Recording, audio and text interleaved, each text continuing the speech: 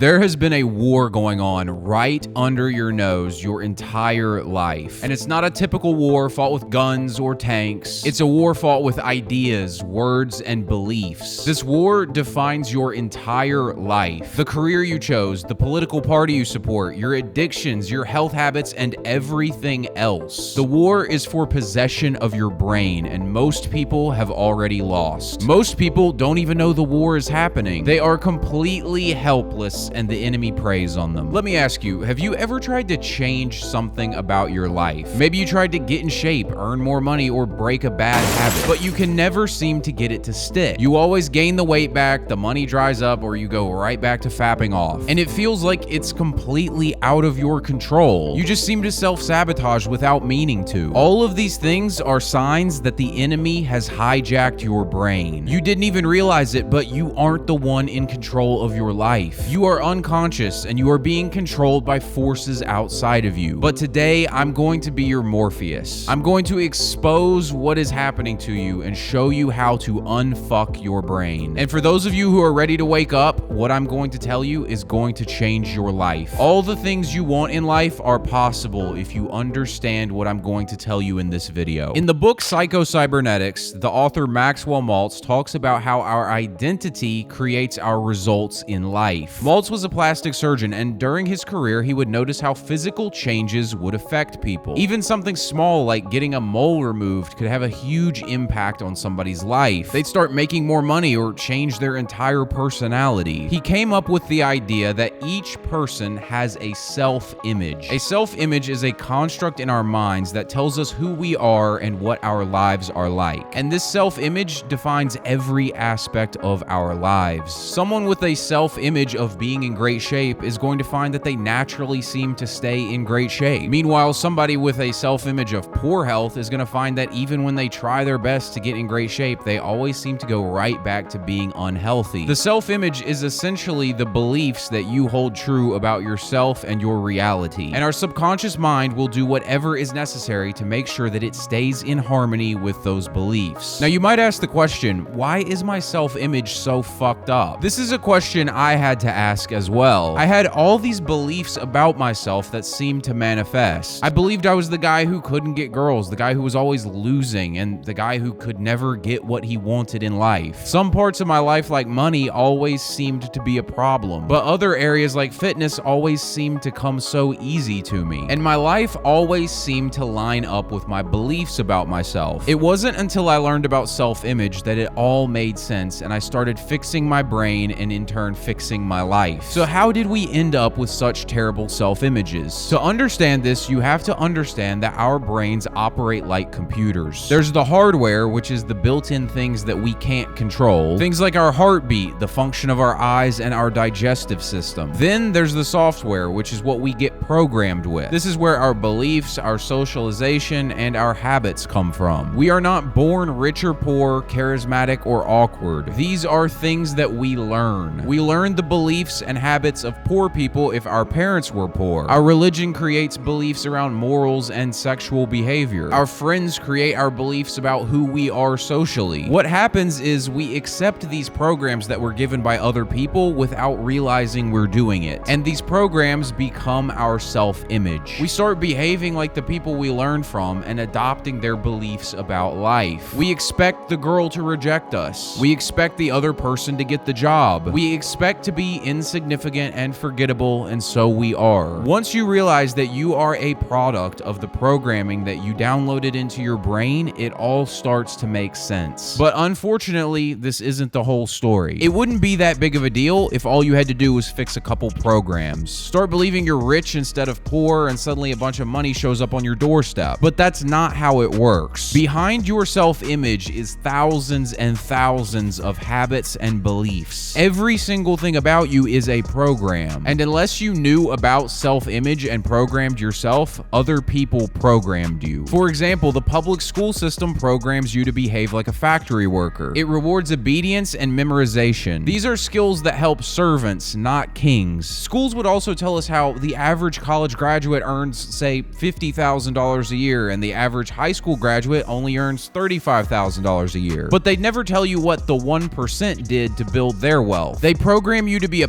peasant or to go off to college and end up being a slightly better off peasant. Your upbringing programmed you to be fat or fit. Fat people look at food as pleasure, whereas fit people look at it as fuel for their bodies. This is just another simple example of how you reinforce your self-image through your habits. Even a porn addiction is a program. There are people out there, including me, who don't have the desire to watch porn. My brain is not programmed to desire pixels on a screen. All of this should begin to make you ask the question, why are other people programming me to fail? The answer is control. It's not that the school system wants you to fail, they just want to control you. So they don't want you to get rich and start running around causing trouble for all the people who make the rules. They don't want you thinking for yourself when they tell you to dedicate your life to working for a company that doesn't give a fuck about you. They want to program you to be impulsive because impulsive people are easy to control. They can get you to spend your money on their shit food, and then you can buy all their drugs to solve the health problems caused by their shit food. Everyone wants to control you. Some people, like your parents, mean well, and some want to exploit you for their own gain. But either way, everyone is trying to program you. And the only way to truly be free and live the life that you want to live is to realize this and stop letting things program you that aren't in your best interest. And that's what I'm going to explain how to do right now. Remember how I said I'm not programmed to watch porn? Well, I used to be. I used to have programming that led me to smoke weed every day, vape, and watch porn. But now I have no desire to do any of those things. I used to feel like a loser, and now I carry myself like a winner. I expect good results, and I expect people to respect me. And because of this, my results are completely different. I say this to say, you can fix your brain and take control of your life. It isn't easy, but you can do it. So how do we fix the programming and unfuck your brain? The first step is what we just did. That is becoming aware of the problem. Simply realizing that you have been programmed puts you ahead of 99% of people. It's sad when you realize that most people go their entire lives not realizing that their own brain was programmed to destroy them. But you are one of the lucky ones. You can now begin to see the truth. The truth that you create your reality based on your beliefs, your habits, and your thoughts. Now you can begin the process of changing your self-image. And when you change your self-image, you will change your life. The next step is creating a vision of who you want to be. Right now, your self-image is telling you who you are, but other people created that self-image. Now you are going to take over that process. You need to get incredibly clear on who you want to be. What values do you hold? Are you an abundant person? And what does abundance look like to you? What kind of career do you want to have? Are you a healthy person? And what does that look like? Get clear on who you want to be. This is the new self-image we are creating for you. Now that you know who you want to be, you need to know what your self-image is currently. Look at your results in life. Do they line up with who you want to be? If they don't, and they haven't for a long time, it means that your self-image is not lined up with the results that you want in life. These are the areas you need to start working on. Now, according to psychocybernetics, the best way to change your self-image is through visualization. Visualize who you want to be and practice being that person. Practice how they feel, the thoughts they think, and the life that they live. Ask yourself, what would the ideal version of myself be doing right now, and start doing that. You need to start doing this practice every day. But from my own experience, it's not enough. The idea of visualizing for 20 minutes a day to change your self-image confuses people. They start thinking all they need to do is visualize and their problems will be solved. But this is not reality. Right now, if you're a $10 an hour part-time employee and you want to be a multi-millionaire, you have to completely change as a person. You have a ton to learn and experience. Visualization is the start of this transformation, but you still have to go on the journey. This chart explains how it works. It's called the be, do, have chart. What it shows is that your identity leads to what you do, and what you do leads to what you have. What visualization does is it changes the be part of this equation, but you still have to do in order to have. I like to use the story of King David from the Bible as an analogy for this. At 15, God anointed David to be king. It became David's destiny that he would sit on the throne. It was almost like his own visualization. creation, but it would be 15 years from when God anointed David to the time when he finally sat on the throne. God found David when he was the youngest son of a shepherd. He was not fit to be king at 15. He had to become a king before he could claim the crown. When you start visualizing, you have to realize that what you visualize is your destiny, but that doesn't mean it's going to happen immediately. You must first become worthy of the vision, and that might take some time. Nevertheless, you must maintain faith. Continue to recreate your self-image into what you want it to be, and then spend your days working to become that person. Learn what you need to learn, do what you need to do, and your vision will come to life. This is the law of the universe, and the people who control you and have been programming you, they understand this. That's why they let you learn what they want you to learn, and they tell you to do what they want you to do. This allows them to control your self-image, which controls your destiny. The next key is to focus your attention on the vision you have created instead of the absence of it. What do I mean by this? Well, let's say that you can't seem to stop watching porn, and so you keep talking about your problem. You keep telling everyone how you can't control yourself. When you tell yourself, I can't stop fapping, what you're really saying is, I'm the kind of guy who faps off. You are reinforcing the self-image that you want to change. Instead, focus on the self-image that you want. Decide you are never going to fap off again. Decide that you aren't the kind of guy who does that. And when you make this decision, you will find the tools that will help you bring this about. But if you keep telling yourself, I can't stop fapping, you're just reinforcing that you're the kind of guy who does that. And when you do that, you're never going to be able to see the opportunities and the tools and the resources that could help you change your self-image and become the guy who doesn't fap off. The hard thing for people to believe is that when you decide to be different and make a new vision of who you are, all the things you need start showing up. Start changing your self-image to one of health, and you will find that you will meet people who are also interested in health, and you'll find a mentor who can help you achieve your fitness goals. This might be hard to tell at first because who you are right now might be so different than the person that you want to be. And because of this, it might take a while for changes to start happening. But it's a psychological fact that if you change who you are, the world around you will change. So trust the process. The next step you have to put in place to unfuck your brain is what I call a consumption diet. A consumption diet is when you pay close attention to everything that you are consuming, and you get rid of anything that isn't helping you become the person that you want to be. About a year ago, I was watching a bunch of Daily Wire content. That's the platform that people like Ben Shapiro and Matt Walsh are on. And when I did this, I started to notice how all my views started becoming a lot more socially conservative. I got on this real traditional conservative tear. I was keeping up with politics. I got super into the idea of marriage and religion. And then I stopped watching the Daily Wire, and all of a sudden my views changed again. I stopped being a tradcon, and I stopped giving a fuck about politics. And I'm not saying there's anything wrong with being a traditional conservative or watching the Daily Wire. I still like those guys. But what it made me realize is that most of my thoughts actually aren't my own. The guys at the Daily Wire are very religious, social conservatives, and so when I was listening to their content, I started to think the same way. Like it or not, we are all a product of the things that we consume. Our thoughts are really not our own. In fact, it was Nietzsche who said that everybody is the mouthpiece of a dead philosopher, meaning that our ideas aren't our own. We're just saying things that other people have already said. What this shows us is that we need to be very strict about what we consume, because all the content is programming you. Why do you think the NBA is always pushing social justice? Because they know they have influence on people. So don't consume anything that influences you to be somebody that you don't want to be. And this is why you have to have that vision of your new self-image. That way you can direct your focus to content that helps you become that guy. The final step to unfucking your brain is mindfulness. 95% of your behavior is subconscious, meaning that you don't control it. And this means that most of the habits that you were programmed with that are sabotaging you are subconscious, meaning you aren't aware of them and they are happening without your control. Mindfulness allows you to take a step back and become the witness of your own behavior. When you become mindful, you might start to notice that you always seem to have an excuse to break your diet when you started making progress on your fitness goals. Or how some people who are addicted to things like porn or nicotine seem to find ways to get themselves frustrated so they can justify going and smoking or fapping off. It's crazy how this happens. 95% of your behavior is subconscious, so it overpowers your little conscious mind. We have to practice mindfulness so we can become aware of our subconscious actions. When you're aware of the subconscious, you can start to intervene. You can see your subconscious about to sabotage you, and you can stop it. The best way to become mindful is to start observing yourself. The way I developed this awareness was through